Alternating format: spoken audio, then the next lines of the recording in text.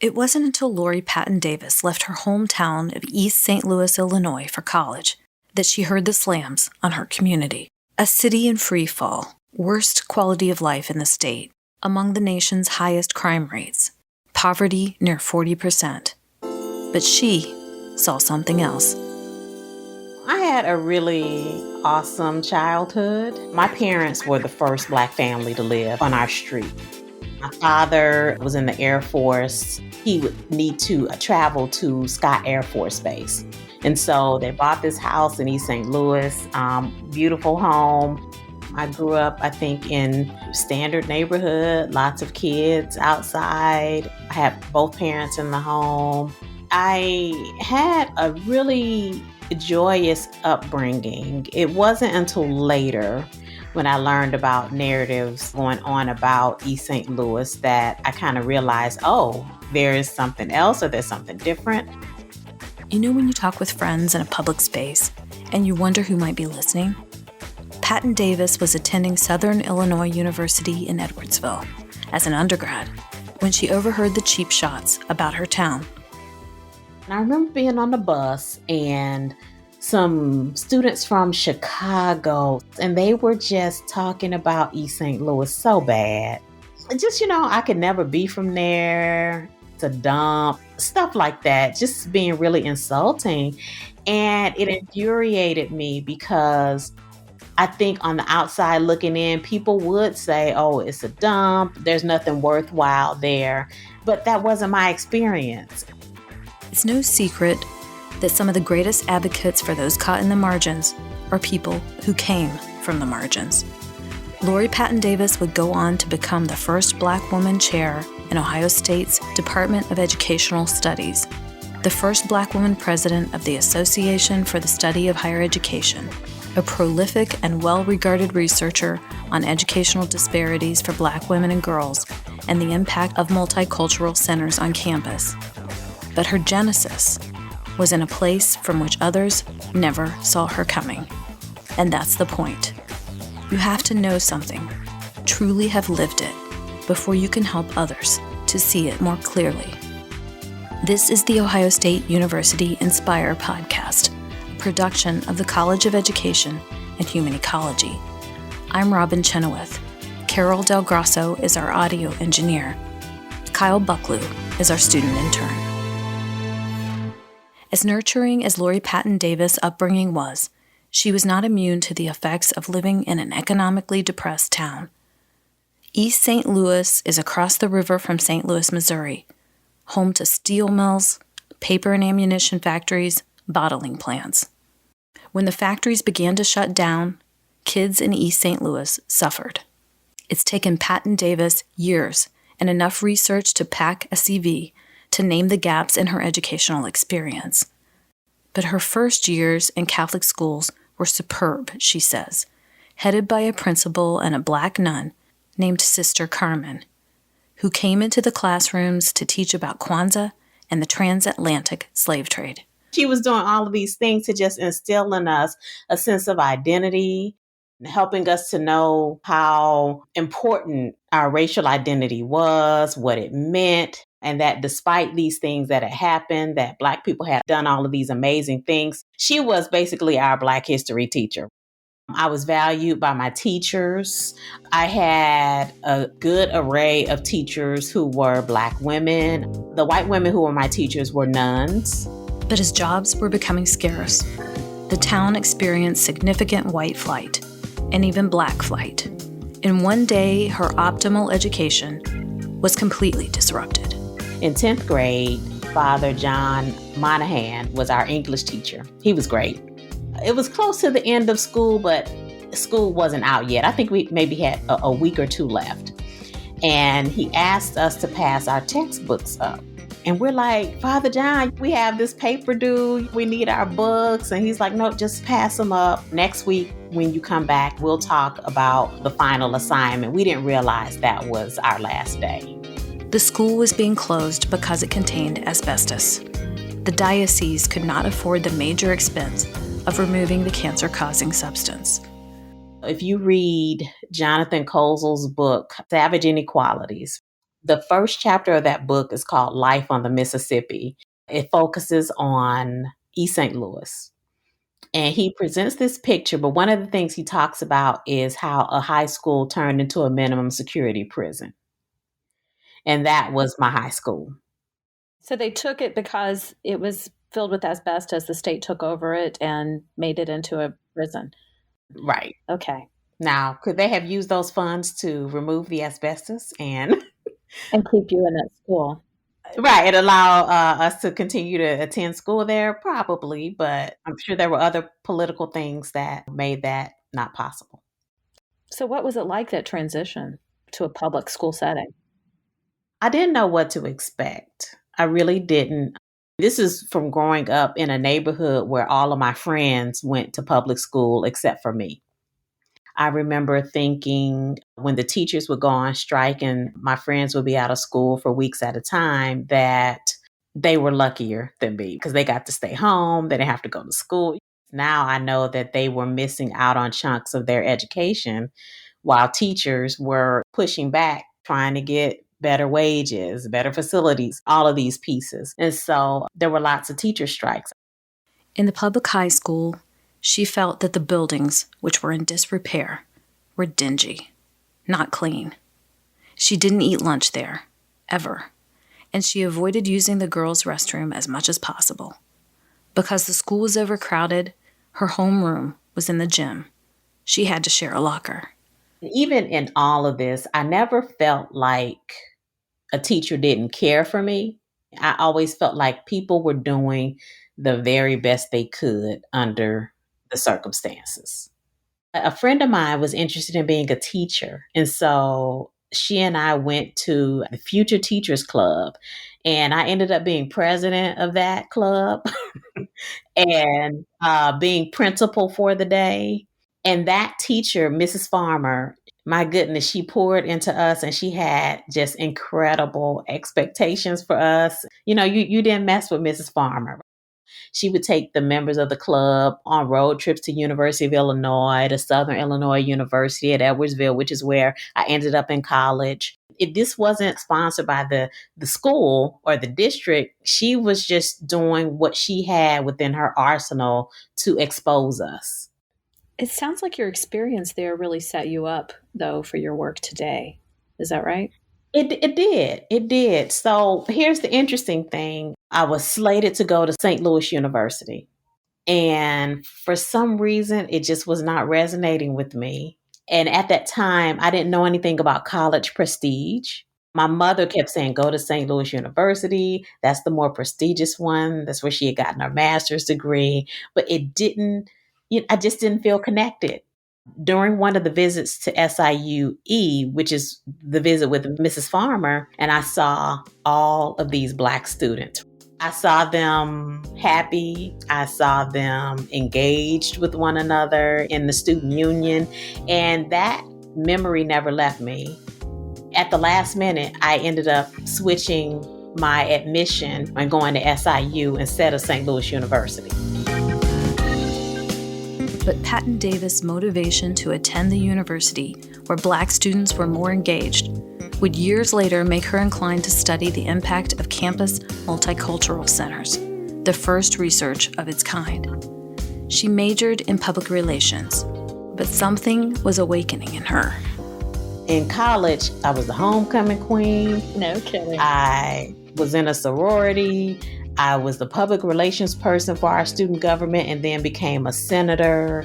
Wow. I was involved with orientation, just doing stuff, keeping busy. Wow. And like your mind wasn't even on education, though, at that point. I thought I was going to be in public relations, but I was doing all of these things outside the classroom. I think I was fairly well known. I would be at things that the president or the vice president of student affairs would have. So I was considered a student leader. I didn't know that there was a field called student affairs. I didn't know there was a field called higher education. Knew nothing about it, but I was probably a prime candidate. A friend told her, in fact, that she was perfect for higher education and student affairs. And she found herself at Bowling Green State University's interview days for prospective master's students, feeling awkward about introducing herself to a room full of people from larger universities. She had no idea that she was about to meet the one person who would propel her into a career as a highly regarded researcher and education leader. I was so nervous because I'm looking at this master's program. I don't really see anybody who looks like me. I'm just kind of here. They do this thing where they want everybody in the room to introduce themselves. And so there were folks from Ohio State and Michigan State and little old me from SIU Edwardsville, right? I remember thinking, gosh, I'm going to hate when it comes to me because nobody's going to know what SIUE is. Nobody's going to cheer for me. And I stood up and introduced myself. I said where I went to school, and I hear somebody, yeah, right? And it was Mary. Wow. Mary Howard Hamilton, then a visiting professor in her last semester at Bowling Green, now chair of the Department of Educational Leadership at Indiana State University. She's from Alton, Illinois. And so she knew SIU. And I mean, that was so meaningful to me. Mary Howard Hamilton. I just remember vividly just having the most mature intellectual conversation with this young scholar who was finishing up her bachelor's degree and getting ready to work on a master's. The professor invited Patton Davis to speak to her college environments class about a Southern Illinois University experiment, which placed Patton Davis' black sorority together in an apartment building with a white fraternity. And I knew that she was going to really contribute to the field. I just felt it in my spirit. She was like, you're destined for greatness, don't you? You're going to be something, don't you? And I was like, me? What? I know we talked about this before. You have this woman who's in your corner. How important was that for you? Oh, it was really everything. We study validation and what that means. And it just meant the world to me that there was someone who knew what I was capable of even before I could really understand it, who saw things in me and would let me know in ways that other faculty had not. It lent to me a certain level of confidence that I don't think I always had. And I never felt like she was trying to break me down or try to haze me, which is what faculty sometimes do. She really did her best to mentor me, and I didn't have to ask her to be a mentor. She just did it. Howard Hamilton went back to her position at University of Florida that semester. And Patton Davis would struggle some at Bowling Green.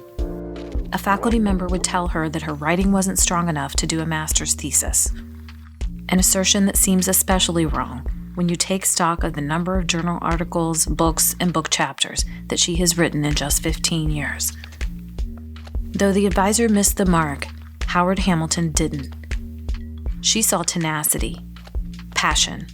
She saw a young woman coming from a place that no one expected to produce a leader. I was born and raised in Alton, Illinois, which is only 20 minutes tops from East St. Louis. You could see the arch literally from the highest hill in Alton, Illinois, but it might as well have been 100 miles away because of socioeconomic status, race, the lack of opportunities to go into the city to enjoy cultural events. And I know her parents and our parents didn't have the time and the money to invest in those types of things. So that's what made our communities quite similar. So there was also that connectedness because I knew her journey, her story. I understood her childhood. I understood where she grew up. And so that's why I saw a little bit of me in her. And I said, she's going to be okay. She's going to do well in this field. After graduating, Lori Patton Davis worked in student affairs at Indiana State. Then, at the urging of Sean Harper, who would become another giant in the fields of higher education and diversity and inclusion, got their PhDs together at Indiana University Bloomington. That just so happened to be where Mary Howard Hamilton landed as well. And that's when the wheels really started to turn for Patton Davis. My mind is just expanded again, right? And I'm being exposed to research, and I'm being exposed to scholarship and ways of thinking that are thought-provoking and challenging and interesting. And they were prompting me to ask questions like, where are Black women in this work? Why are all of the participants white people? Why are these white experiences being used to map out experiences for people from different racial groups?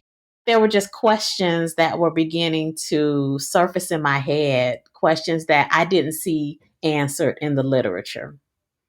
And that's where my interest in research began to develop. And her research took off. She did the first dissertation on Black culture centers in higher education. Those centers didn't exist when she was in college, but Indiana State had one, and so did Indiana University. And so to be in two places where there are these spaces, it was interesting to me. What does this space mean to you? How is it contributing to your retention, your identity, your sense of belongingness, all of these questions? Patton Davis' study found that culture centers can operate as a springboard to broader campus activities. The research had never been done before. Mary Howard Hamilton urged her to write the first book on the subject. I said, it's time for it to be a book. I said, Beverly Tatum is talking about the significance of cultural centers, and this topic isn't really written about hardly at all. And so then she started moving forward with her cultural centers book. She had just received her doctoral degree? Yeah. Okay. So she's writing a book right out of the gate. Pretty much so, yeah. But she wasn't thinking about becoming a professor. She wanted to be a vice president of student affairs. So Howard Hamilton began slipping position descriptions under her office door. She really was invested in me becoming a faculty member. And so I ended up getting hired for my first tenure track position at Iowa State University. There, Patton Davis sunk her teeth into research and scholarship that others had told her wouldn't get noticed, subjects that newcomers to academia shied away from. Sometimes she co-authored with Harper, Civil Rights and Student Affairs, Access and Equity for Black Students, Understanding Racial Realities on American Campuses. Sometimes she worked with Black or queer women, Complexities of Life for Black lesbian college students, the role of spirituality for Black college women. Just 2 years into her professorship, her work was being cited.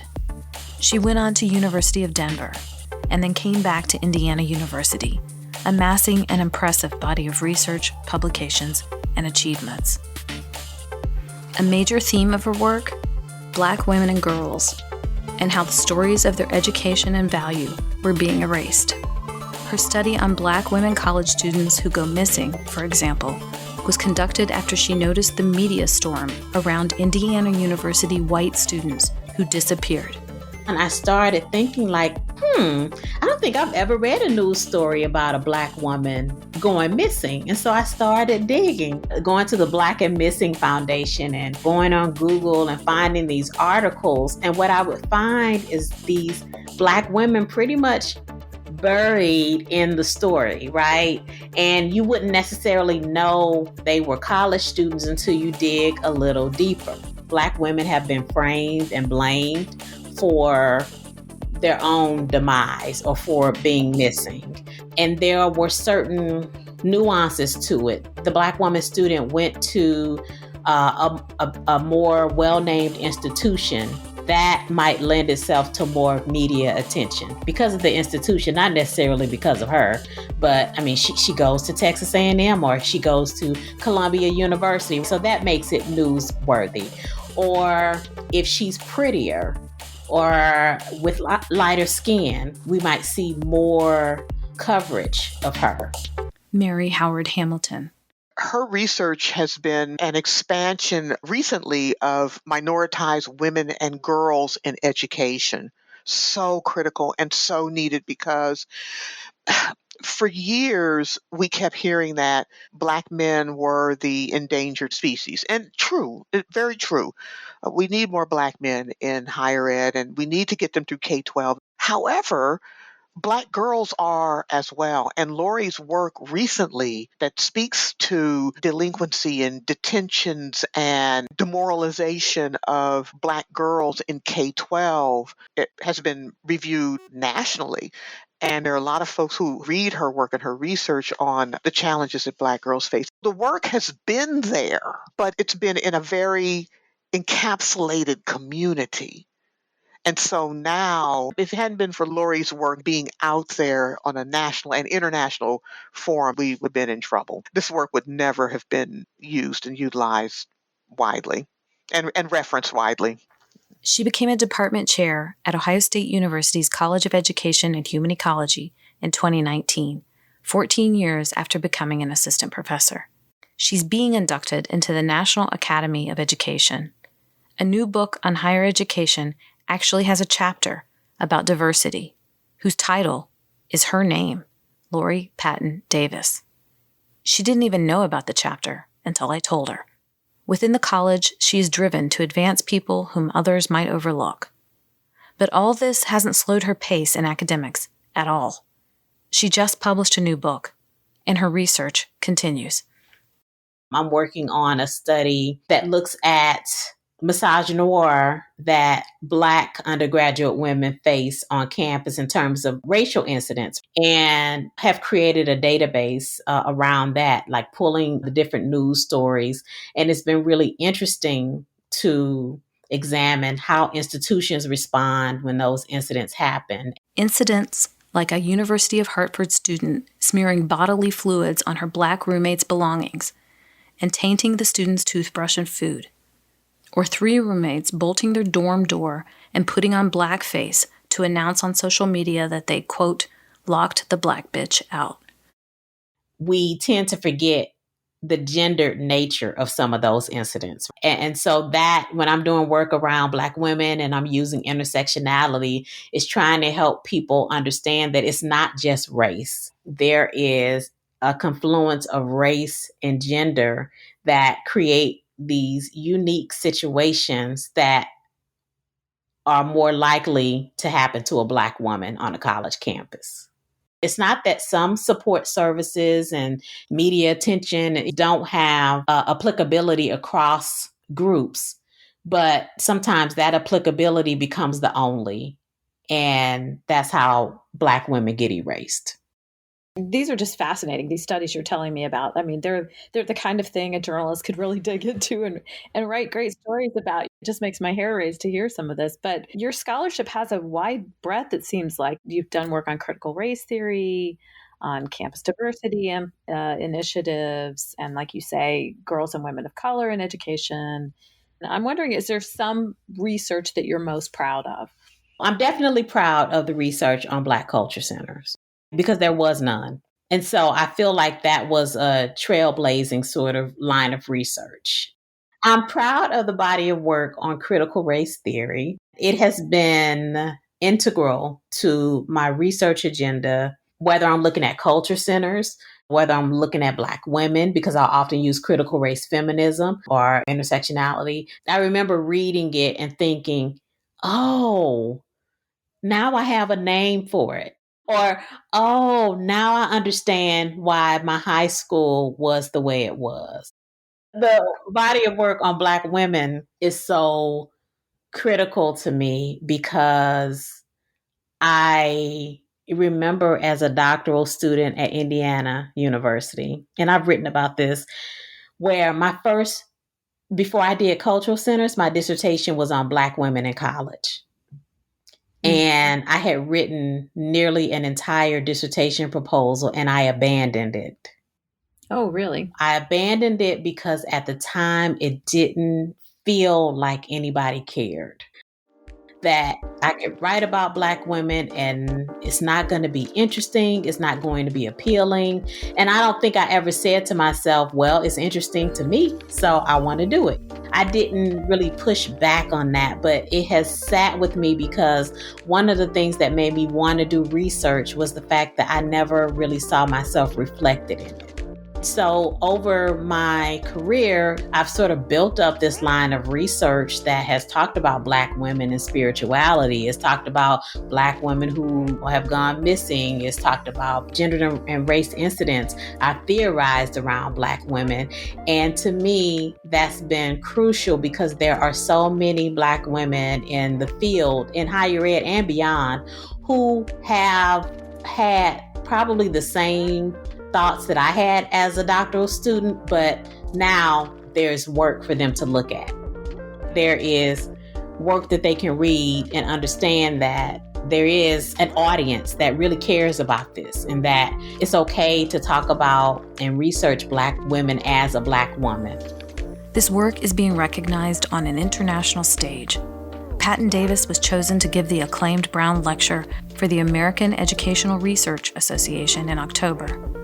Fittingly, she talked about girls like Linda Brown, who sacrificed her childhood to bring about educational reform in the Brown v. Board of Education case, but isn't centered in the history, and women like activist Ada Lois Scipio Fisher, who was shut out of law school in Oklahoma, but history never named. There were 6 higher education cases that preceded Brown. Scipio v. Board of Regents would be the 4th case. She was consistently denied admission to the University of Oklahoma Law School, but when ordered to make provisions for her legal education, rather than admit her, the university hired 3 Black lawyers to teach her and designated it as the Negro Law School. We need to understand the significance of Scipio, who was considered for the role of plaintiff only after her brother declined. She was an afterthought, but should remain foregrounded when we think about the cases leading to Brown. As she gave her lecture, Patton Davis' current and former students, advisees, and mentees around the country were doing cha-cha emoji dances on Twitter because she has lifted them the very same way Howard Hamilton lifted her, with her research, with her support, and by being a young woman from a place that no one thought could cultivate a leader, who did things that only an enlightened few expected she could.